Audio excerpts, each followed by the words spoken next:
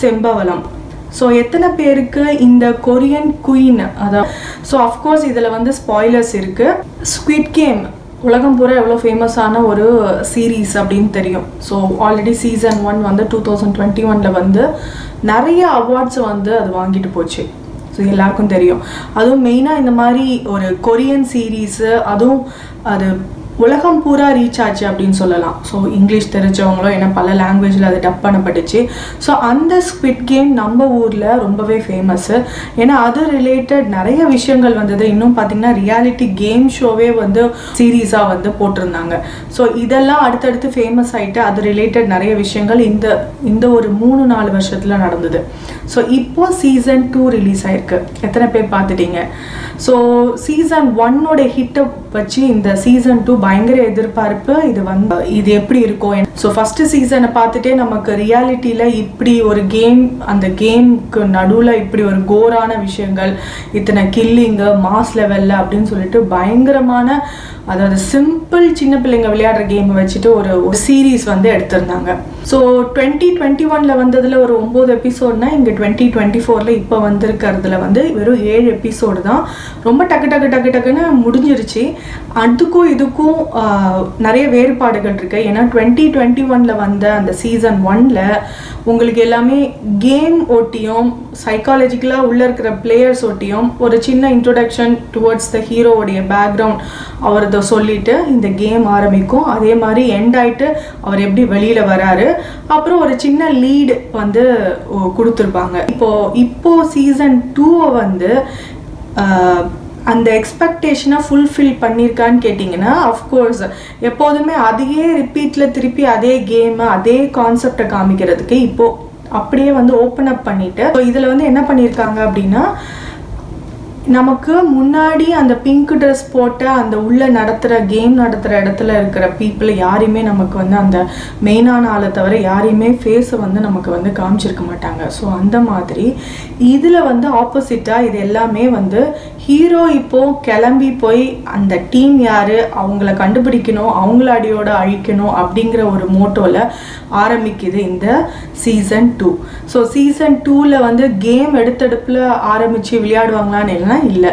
So இதில் பேக்ரவுண்டில் இன்னொரு கேங் ஒரு பிரதர் வந்து அவருடைய பிரதரை தேடுறதுக்காக அவர் கிளம்புறதுனாலையும் ஹீரோவும் அவங்களும் கூட்டணி சேர்ந்து எப்படி உள்ளே போகிறாங்க இப்படின்னு ஆரம்பித்து டப்புன்னு முடிஞ்சிருச்சின்னு சொல்லலாம். இன்னும் சொல்லப்போனால் இதில் பயங்கரமான சீசன் 3ல் வந்து தான் மற்றதெல்லாம் ரிவீல் ஆக போகுதுங்கிற ஒரு லீடோட தான் இதை வந்து முடிச்சிருக்காங்க. ஸோ ஆப்வியஸாக வந்து இதில் எண்டில் வந்து நீங்கள் பார்த்தீங்கன்னா தெரியும். ஸோ இதில் எனக்கு ஆச்சரியமான சில விஷயத்தை ஷேர் பண்ணுறதுக்காக தான் இது மெயினாக அந்த வீடியோவே. ஸோ இந்த சீசன் 2ல் நீங்கள் 1ல் பார்த்துருந்தீங்களாலும் சிம்பிள் கேம்ஸு நம்ம விளையாண்ட கேமாக இருக்கட்டும் அந்த மாதிரியான விஷயங்களில் வந்து அந்த கேம்ஸில் இருந்திருக்கும். அதில் ஒரு 6 கேம் நடத்துறதுல. ஸோ இதில் பார்த்தீங்கன்னா ஃபஸ்ட்டு வந்து அதே ரெட் லைட் க்ரீன் லைட் ஒரு கேமோட ஆரம்பித்தாலும் செகண்ட் கேம் வந்து எனக்கு ரொம்ப ஆச்சரியமாக இருந்தது. ஏன்னா இதில் சீசன் 2ல் எபிசோட் வந்து ஐ திங்க் 4th எபிசோடில் வந்து 6 legs அந்த எபிசோடில் ஒரு மினி கேம் ஒரு 5 கேம் வந்து விளையாடுவாங்க. ஸோ அந்த 5 கேம் அது பார்த்தீங்கன்னா உங்களுக்கு தெரியும். அதாவது ஃப்ளிப் பண்ணுற ஒரு ஃபஸ்ட்டு கேம் அது விளையாடுவாங்க. நெக்ஸ்ட்டு பார்த்தீங்கன்னா கல்லை வந்து த்ரோ பண்ணுறது, ஸோ ஸ்டோன் த்ரோயிங் சொல்லிட்டு அந்த கேம். இது எல்லாமே சைல்டுஹுட்டில் சின்ன வயசில் கொரியாவில் ஃபேமஸாக இருக்கிற கேமை தான் பேஸ் பண்ணி காமிச்சிருப்பாங்கன்னு சொல்லலாம். அந்த குட்டி கேமை நீ முடிக்கலைன்னா யூ ஆர் டெட்டு. ஸோ இது தெரிஞ்சுதான் எல்லாரும் ஒரு பதட்டத்தோடு ஆரம்பிக்கிற மாதிரி தான் இந்த செகண்ட் கேம் இருக்கும். அதில் தேர்ட் கேம் வந்து நம்மளுக்கு எல்லாம் ரொம்ப பழக்கப்பட்ட கல்லாங்கா. ஸோ அங்கே வந்து இதை காங்கி அப்படின்னு சொல்கிறாங்க. ஸோ இந்த காங்கி கேம் வந்து நம்ம கல் வச்சு விளையாடுறத அவங்க ஒரு குட்டி டாய் வச்சு விளையாடுறாங்க. அதே ரூல்ஸ் தான். நம்ம ஒரு கல் எடுக்கிறது, 2 கல் எடுக்கிறது, அதுக்கப்புறம் பம்பரம் விடுறது. ஸோ நெக்ஸ்ட்டு கேம் அதாவது பம்பரம் விடுறது. ஸோ 5th கேம் எனக்கு ஐடியா இல்லை. அது வந்து ஏதோ ஒரு பேப்பர் ஒரு பால் மாதிரியும் அதை வந்து அதான் பேஸு. அதை வந்து இங்கே வேறு மாதிரி பண்ணியிருப்பாங்க. காலில் வந்து அவங்க 5 தடவை அதை வந்து ஹிட் பண்ணணும் அப்படின்னு சொல்லிட்டு. ஸோ இந்த காங்கி இந்த இந்த கேம் எல்லாம் இருக்கு இல்லையா. ஸோ இதுக்காக வேண்டி தான் நான் ஆச்சரியமாக நினச்ச விஷயம் என்னென்னா, ஸோ யூஸ்வலாகவே நிறைய கேம் வந்து உலகம் பூரா ஸ்ப்ரெட் ஆகிருக்கும். இந்த கல்லாங்கா அப்படிங்கிற கேமை நம்ம உரிமை கொண்டாடிட்டு இருப்போம். பட் ஆக்சுவலி பார்த்தீங்கன்னா இது பர்ஷியாவிலேருந்து தான் இங்கே வந்தது. பர்ஷியன் அவங்களுடைய கலாச்சாரமும் ரொம்ப பழசு. நிறைய கேம் வந்து பர்ஷியாவிலேருந்து தான் வந்தது. அதில் செஸ்ஸும் அதில் ஒரு எக்ஸாம்பிள். ஸோ அந்த மாதிரி கல்லாங்கா எய்தர் இங்கேருந்து நம்ம ஊர்லேருந்து அங்கே போச்சுதா, இல்லை பர்ஷியாவிலேருந்தே அந்த கொரியாவில் வந்து அதை பேஸ் பண்ணி தான் விளையாடுறாங்களா அப்படின்னு தெரியும். ஏன்னா ஏஷியாவில் வந்து இந்த மாதிரி நிறையா கேம்ஸ் இருக்குது. ஸோ இதில் நான் ஒன்று சொல்லணும்னு நினைக்கிறது வந்து செம்பவளம். ஸோ எத்தனை பேருக்கு இந்த கொரியன் குயின், அதாவது ஒரு ஃபேமஸான குயினஸ் நம்ம தமிழ்நாட்டிலேருந்து போயிருக்காங்க அப்படின்ற பல வீடியோஸ் வந்து ஆல்ரெடி நிறைய பேர் போஸ்ட் பண்ணியிருக்காங்க. பட் இவங்க வந்து அங்கே போனது பார்த்தீங்கன்னா 2000 வருஷத்துக்கு முன்னாடி. இவங்க கிட்டேருந்து இந்த கேம் ஏன் போயிருக்காது யோசிக்கலாம் இல்லையா?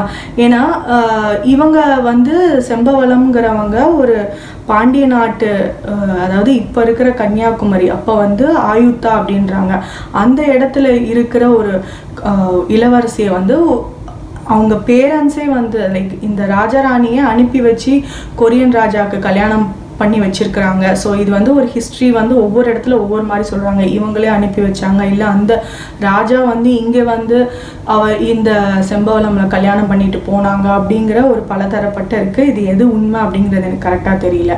பட் இவங்க வந்து அங்கே போய் உங்களுக்கு நிறைய பேருக்கு தெரிஞ்சிருக்கும், கொரியாவில் வந்து தமிழ் வந்து கிட்டத்தட்ட 500 வார்த்தைகள் வந்து தமிழுக்கும் கொரியன் லாங்குவேஜுக்கும் சிமிலராக இருக்குது. அதில் மெயினாக வந்து இந்த அம்மா அண்ட் அப்பா இதையே சொல்லலாம், அப்புறம் அண்ணி, இந்த மாதிரி வார்த்தைகள்லாம் ரொம்ப ஃபெமிலியராக உங்களுக்கு தெரிய வந்திருக்கும்.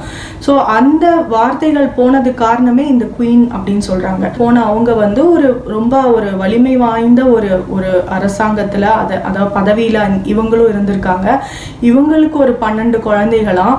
இப்போ இன்னொரு ரேட்டிங் என்ன சொல்லுதுன்னா, இந்த 12 பேர் மூலயமா வந்தது வந்து கிட்டத்தட்ட 10% நம்ம கொரியன் பாப்புலேஷன், அதாவது கிட்டத்தட்ட 6 மில்லியன் பீப்புள் வந்து இந்த ராணி உடைய ஜீனோட இந்த கொரியாவில் வந்து இருக்கிறாங்க. ஸோ அந்த ஜீன் வந்து பரப்பப்பட்டிருக்கு அப்படிங்கிறது உங்களுக்கு.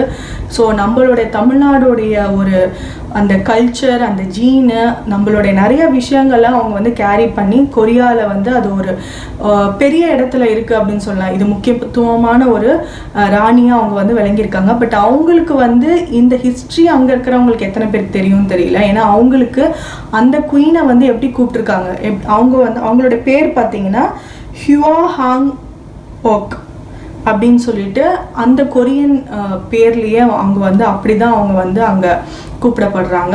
அங்கே அவங்கள வந்து கொண்டாடுறாங்க. பட் இவங்களுடைய பேஸ் வந்து இங்கே இருக்கும், நம்மளுடைய பாண்டிய நாட்டில் இருந்து போனவங்க. ஏன்னா அதுக்கு வந்து நிறைய எக்ஸாம்பிள் இருக்குது. இவங்க வந்து பாண்டியனுடைய அந்த ஃப்ளாக் 2 ஃபிஷ்ஷு அதை வந்து அவங்க அந்த கொடியை அங்கே எடுத்துகிட்டு போயிருக்கிறோம். அந்த நிறைய இடத்துல அது வந்து ஒரு டிஸ்பிளேல இருக்குது. அதுக்கப்புறம் வந்து பார்த்தீங்கன்னா ஸோ அந்த குயின் மட்டும் போகலை, அதையும் சொல்லணும். அந்த குயின் மட்டும் போகாமல் அவங்களுக்கு கூட இருக்கிற அவங்களோட ஸ்லேவ்ஸ் எல்லாத்தையும் தான் கூப்பிட்டு போயிருக்காங்க. ஸோ ஆப்வியஸ்லி அவங்க எல்லாருமே ஒரு தமிழ் பேசுகிற மக்களாக இருந்திருப்பாங்க. அதுக்கப்புறம் வந்து 7 ஸ்டோன்ஸ், அதாவது அது நடுக்கல்னு சொல்லுவாங்க. இந்த நடுக்கல் அப்படிங்கிறது நம்ம ஊரில் ஒரு ட்ரெடிஷனாக இருந்திருக்கு. இந்த ட்ரெடிஷனை அவங்க கேரி பண்ணிட்டு கொரியாவில் இன்னுமே அதுக்கான மொனுமெண்ட்ஸ்லாம் இருக்குது அப்படின்னு சொல்கிறாங்க. ஸோ இதெல்லாம் பார்க்கும்போது இதில் இன்னொரு குழப்பமும் இருக்குது. ஆயுத்தாங்கிறது முன்னாடி காலத்தில் கன்னியாகுமரியை சொல்லியிருக்காங்க. பட் அது வந்து அயோத்தியா அப்படின்ற மாதிரியும் நார்த் இந்தியாலும் இதை வந்து செலிப்ரேட் பண்ணுறாங்க. அவங்களும் அதை வந்து அவங்க எங்கள் இடத்துல இருந்தவங்க அப்படின்னு உரிமை கொண்டாடுறாங்க அப்படிங்கிறது இருக்குது. பட் இந்த மாதிரி நடுக்கல், அதுக்கப்புறம் தமிழ் வார்த்தைகள், இதுலேருந்து நமக்கு வந்து ப்ரூஃப் இருக்கும் அவங்க வந்து ஆயுத்தாங்கிறது இந்த இடத்துலேருந்து போயிருக்கு. ஸோ இது எல்லாமே வந்து ஒரு புக்கில் வந்து ஒரு மாங்க் வந்து எழுதியிருக்காரு இந்த 13th centuryல. இந்த குயினை பற்றின விஷயங்கள்லாம் இந்த புக்கில் இருக்குது. அந்த புக்கோட பேர் வந்து சம்குக் யூசா அப்படின்னு சொல்லிட்டு ஒரு புத்திஸ்ட் மாங்க் 13th centuryல எழுதியிருக்கிறதா வந்து போட்டிருக்காங்க. செம்பவளம் அவங்களோட 16வது வயசில் வந்து அந்த கொரியன் ராஜாவை கல்யாணம் பண்ணிட்டு அந்த இடத்துல அவங்க செட்டில் ஆயிருக்காங்க. ஸோ இவங்க கிட்ட இருந்து ஏன் இந்த கேம்ஸ் எல்லாம் போயிருக்க கூடாது, இதுதான் என்னுடைய அதுக்காக தான் இது இவ்வளோ விஷயத்த சொல்றது நான்.